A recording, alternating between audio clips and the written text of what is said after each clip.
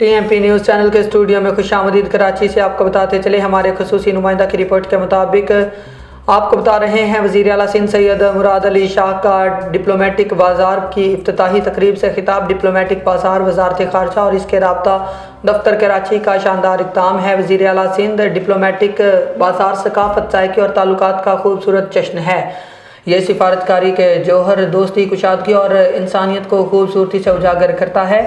Foreign affairs licence office Karachi کی غیر معمولی لگن اور ویژن کو تسلیم کرتا ہوں۔ بشک یہ کہ فسادات کے دوران طلباء کی واپسی میں کراچی آفس نے کلیدی کردار ادا کیا۔ ایران کے شہر یزد میں زائرین کے حادثے کے بعد بھی فوری اقدامات کیے گئے۔ کراچی لائزن آفس نے سفارتی تعلقات، تجارت، تعلیم و ثقافت میں نئے در کھولے۔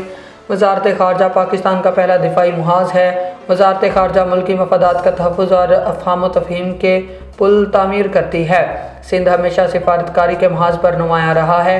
شہید ذوالفقار علی بھٹو نے بطور وزیر خارجہ جدید پاکستانی سفارتکاری کی بنیاد رکھی۔